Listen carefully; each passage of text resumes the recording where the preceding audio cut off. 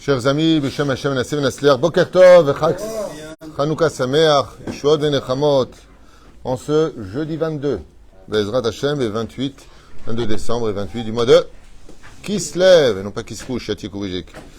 Nous sommes avec un chiour ce matin, donc on aura une histoire à raconter, puisque ça nous a été demandé, un enseignement sur le Rabbi de Lubavitch, Zecher Tzadik Vek Kadosh Livracha, chiour acheté par Sabrina Deborah, Bezrat Hashem, pour l'Askara ce soir, donc d'une jeune tzadikette, partie trop jeune, Rivka Bat Avivar, ou Hashem Tenachena Begen Eden Elion. Ce soir c'est sa Askara et la journée c'est demain. Donc on le met dès maintenant pour qu'il soit sur les réseaux sociaux. Dès ce soir, Bezrat Hashem, que le mérite de toutes ces personnes qui regarderont ce shiur, Bezrat Hashem Itbarach. Très très très belle histoire d'ailleurs à retenir, très bel enseignement sur tous les domaines. Et donc la demande ici, c'est un enseignement du Rabbi. Et bien justement, c'est ce qu'on va voir ensemble. Bezrat Hashem Darach. Avec sa permission, on pensera à une grande refoua shlema de Moratimi, Bezrat Hashem, Sarat al-Bat Frat Miriam, Yanaï ben Esther, Hayarucham Esther, Bat Rivka ben Simon, Jean-Luc Shlomo ben Zehiramir, Ben Rutzufan Sarah, Bat Sassia Joël Miriam, Bat Sarah Eric Shua, Hay ben Arlet, Kuka Nossi Rachel, Bat Sylvette Gezela, Haya Bat Sarah Lalou. Vechen, il y a aussi une personne, je crois, qui fait une opération, qui a besoin de nos prières, Eden Abigail, Bat Rachel. Anna El Narefan Alaem, Anna El Narefan Alaem.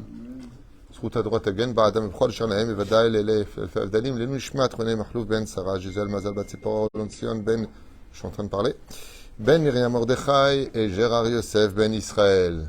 Maintenant tu peux le dire. Patrick Pitras Ben Jora Bezrat Hashem Roch Hashem Tanachena Began Aiden Elion. Et bien entendu une grande réussite pour vous tous, ceux qui nous soutiennent, celle bien entendu qui a acheté ce shiur, que Dieu a béni sur tous ses chemins. Bezrat Hashem. Et Sabrina Deborah. Et bien entendu, une grande réussite à vous de Marseille, famille. Hein? Yaïch? Taïch. Taïch, Yaïchek. Ah, Marseille, tunisien. Oui, ah ouais. Mais pourquoi t'es pas gros alors? C'est la fête de. Tu sais que Hanouka, c'est la fête des thunes. T'es au courant? Alors on commence cette première histoire parce qu'après on en a une autre. On a deux shiurim ce matin. Qu'est-ce qu'il dit, lui? Mais on n'est pas des filles, nous, Daniel. Dans 2 jours, c'est la fête des filles, et à Yitro, c'est la fête des garçons. La Torah est une, c'est ce que tu es en train de dire. Amen, Khalé. Qu'est-ce qu'il t'a dit ce matin? C'était bien la goulette. Est-ce que c'était comme Cannes? Tu lui as dit, c'est plus beau que Cannes, la goulette. C'est plus beau que Cannes. Son mytho, c'est tunisien, c'est possible. Tov. Allez, on y va. Sabrina, tu voulais un enseignement du Rabbi, et Bémet, j'ai choisi une histoire à vous raconter avec la fête de Hanouka, qui vaut vraiment le coup d'être entendue. Cette histoire est tellement belle, je vous dis franchement, que je l'ai notée carrément. Je l'ai inscrite chez moi. Cette histoire se passe avec un des chaliachs du Rabbi de Lubavitch, Rabbi Moshe Brisky. Il vit à Los Angeles et a pour mission d'enseigner, de divulguer. Il est un soldat de la chassidoute, comme je le dis souvent, étudier la Torah dans cette génération particulière, comme l'avait dit le Rabbi Nachman de Breslev. La chassidoute viendra sauver les générations de la fin des temps. D'étudier la Torah sans chassidoute, c'est comme manger un steak sans aucune épice. C'est vrai que c'est bon, la Torah. Il n'y a pas d'épices. Et tu le vois, les chassidim sont souvent souriants, heureux, et de l'autre côté, ils sont un petit peu austères, sans faire de critique. Et c'est très, très dur, très, t'as rien compris, c'est très carré comme ça, c'est très militaire. Et c'est dommage qu'il n'y ait pas un peu plus de crème. Pendant des décennies, il le fallait par rapport à la galoute, mais surtout aujourd'hui où les sages d'Israël avaient vu le retour à Israël. Pour vivre en Israël, il faut être très chassid ici. Très, très chassid. Pour trouver Bezrat Hashem, ce qu'on dira à la fin d'ailleurs de cette histoire. Alors je commence cette merveilleuse histoire que je vous demande de partager particulièrement parce que vraiment elle réchauffe le cœur, même si cette histoire est très dure à écouter malgré tout. Le shaliach était très très apprécié, donc Rabbi Moshe Brisky, pour ses shiurim. Il y avait une Torah d'amour. Et vous savez que le principe fondamental est de dire que ce qui sort du cœur rentre dans le cœur. Et il parlait beaucoup avec son cœur, une Torah de chesed, une Torah d'amour, une Torah vraiment qui jugeait personne et qui était capable d'aimer tout le monde, chose qui n'est pas forcément évident. Et donc, il touchait tous les cœurs de toutes les personnes qui venaient à ses shiurim. Et alors qu'un soir, il était en train de faire un shiur sur le domaine de la Emouna.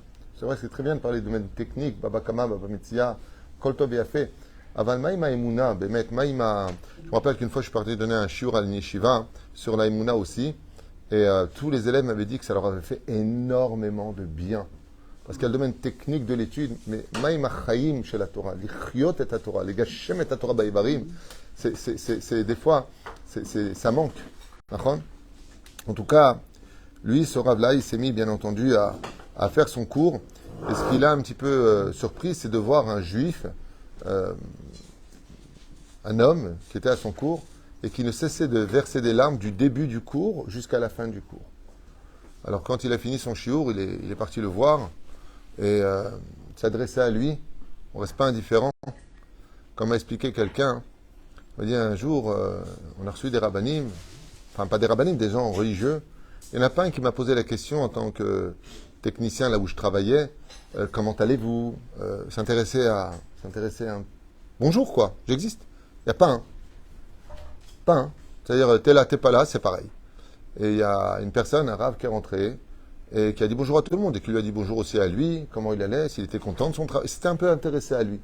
Et il m'a dit que ça lui avait vraiment fait chaud au cœur de voir que pour une fois, il n'était pas resté transparent à une personne. Ça m'est arrivé aussi il n'y a pas tellement longtemps, je vous en avais parlé.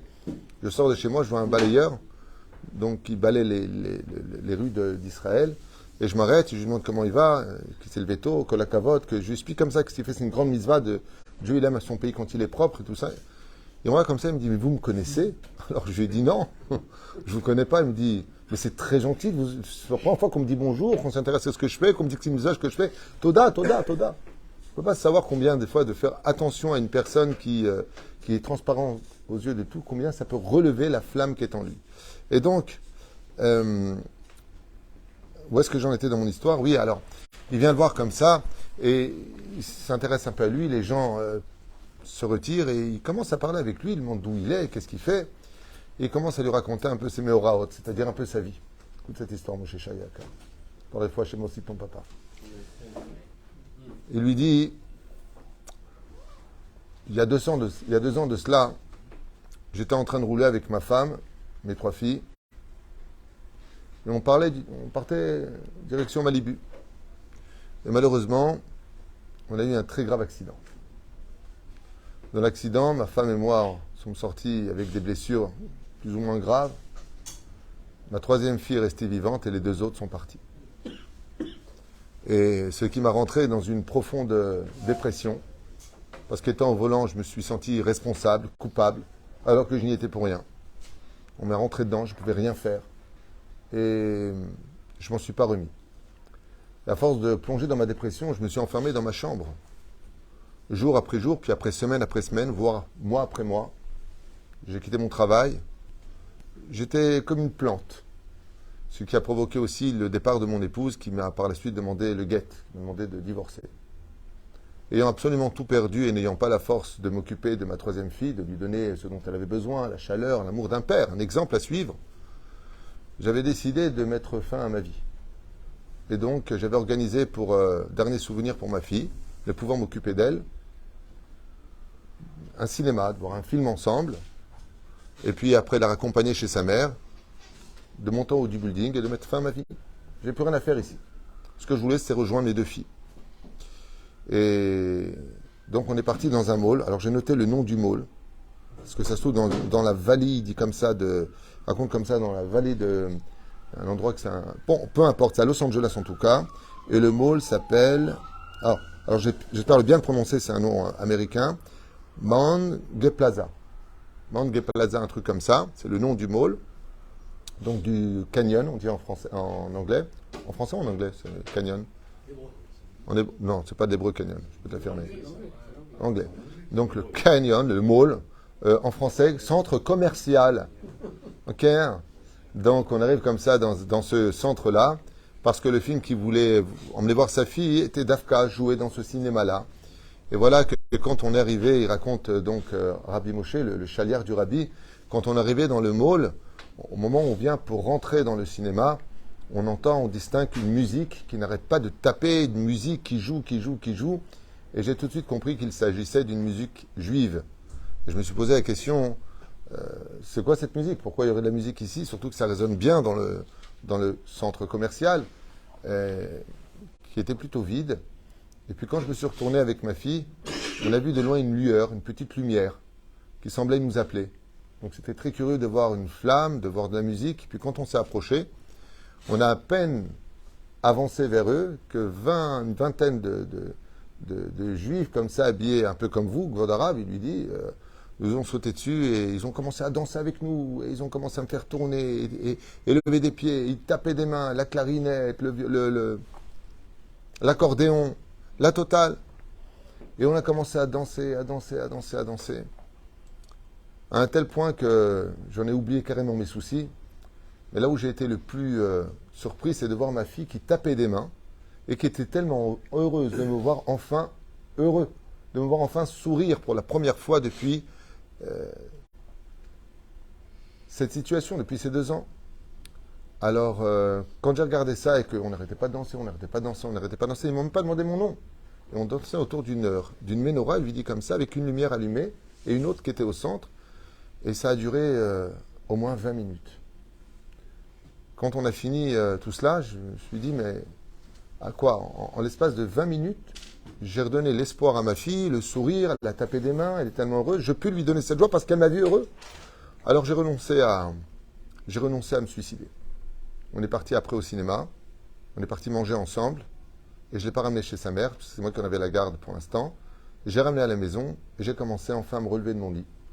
Et je me suis intéressé à la chassidoute, parce que j'aurais demandé à la fin qui ils étaient, et ainsi de suite.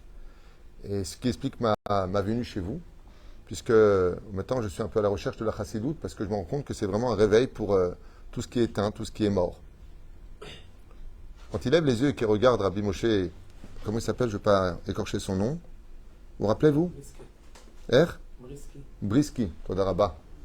C'est bien de suivre. Surtout les gens qui sont là, c'est le seul qui suit. Hazak ou Baruch. C'est pas vrai. Rabbi Moshe Briski, il se serait appelé Zagritou. Daniel, il aurait dit, je sais. Hein, Khalfon, Zagritou, Zetoun. Hein? Le problème, c'est que quand il a levé les yeux, il regarde que Rabbi Moshe Briski, lui, est en larmes. Alors il lui dit, non, mais ça va, je vais m'en remettre.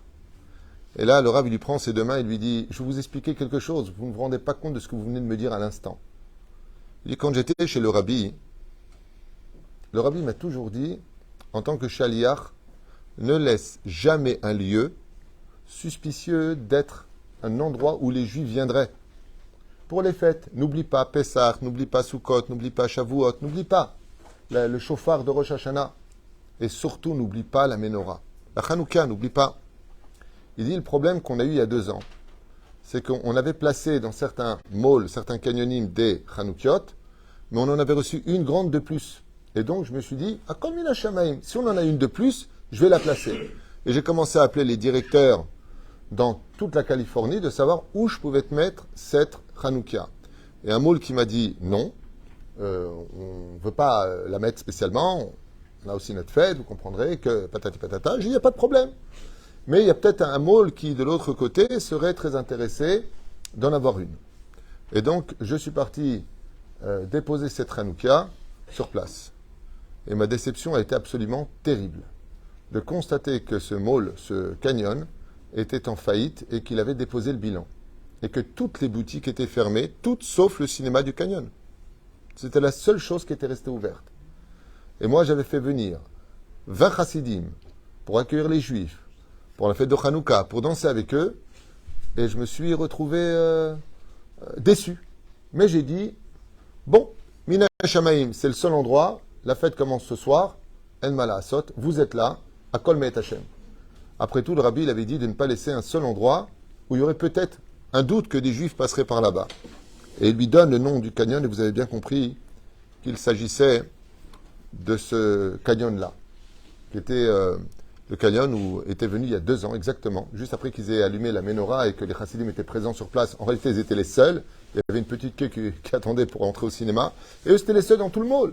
Et ils attendaient. Qu'est-ce qu'ils ont fait? Ils ont dit, en l'honneur d'Hachem, on va commencer à danser, à faire de la musique, puisqu'il n'y a plus personne. Là, la Shrina, elle doit être là. Et ils ont commencé à zoner à fond. Et cette musique-là a attiré l'attention.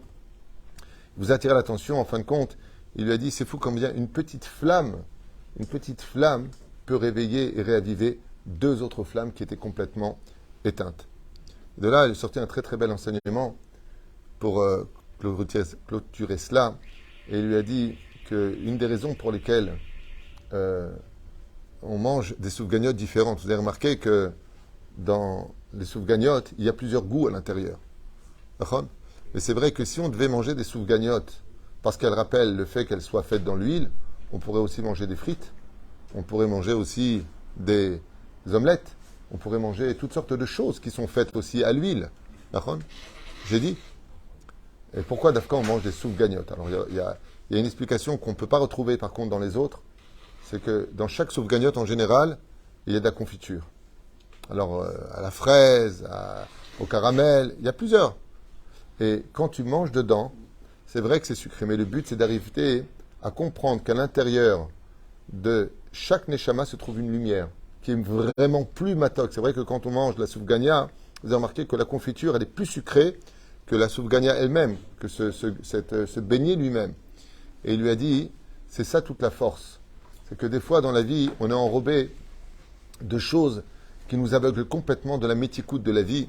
Et il lui a dit, maintenant je comprends pourquoi, il y a 2 ans de cela, j'avais jamais eu de réponse. Rabbi Moshe de Briski, pardon, c'est aussi Rabbi Brisk, c'est pour ça que je me suis un peu balbalti.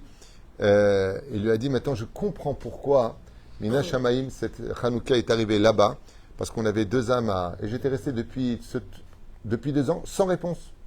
Sans réponse. Et maintenant, je viens d'avoir la réponse. Tout ça, c'était pour sauver la vie d'un seul juif. Et tout celui qui sauve la vie d'un seul juif sauve un monde entier. Et donc, depuis, ce personnage, Mamash, est devenu très proche. Il leur a raconté aussi qu'il priait avant de temps en temps dans des synagogues réformistes. Comme ça, c'est marqué dans l'histoire, hein, c'est pas moi qui l'invente. Et que depuis, il fréquente Baruch Hashem des lieux de Bet Knesset avec des rabbanim, Torah écrite, Torah orale. Il s'est beaucoup rapproché du mouvement Lubavitch, Vechazar, Bitshuva, Shlema, Baruch Hashem, Itraten, Bechazara. Et le plus comique de l'histoire, de la suite de cette histoire, c'est que je ne sais pas si tout est vrai ou faux. Hein. Comme vous savez, dans les histoires, il y a toujours un peu à prendre et à laisser. Mais en général, à 90%, c'est vrai, parce qu'il n'y a pas d'intérêt en cela. Mais il aurait eu 2 jumelles par la suite, après son mariage, de sa 2e épouse. Azma, ya, vema, velama, mais ce qu'on sait, c'est que, comme lui a dit le Rabbi Moshe Briski, c'est que le sourire réavive afilut triatametim. On peut ramener des gens avec une seule menorah. Et comme tu te rends compte, c'était le premier soir de la bougie, c'est la petite flamme qui dansait, il lui a dit, j'ai l'impression qu'elle m'appelait cette flamme. Et c'est un peu l'histoire de Hanouka, c'est qu'elle rappelle non pas les hommes, mais les âmes. Les âmes sont réveillées par la flamme de Hanouka. Voilà, c'était la première histoire que je voulais partager avec vous. Et la deuxième qui va suivre, c'est sur le Baal Shem Tov. Parce qu'on va dire, ouais, Rav Tutu, on n'a plus d'histoire de Baal Shem Tov, on adore le Baal Shem Tov. Il y a même une personne qui m'a dit, moi, j'écoute aucun cours de Torah, mais je regarde tous vos cours sur le Baal Shem Tov. Alors je me suis dit, tu sais quoi? J'arrive. Une histoire sur le Baal Shem Tov tout de suite après. Kol Tov.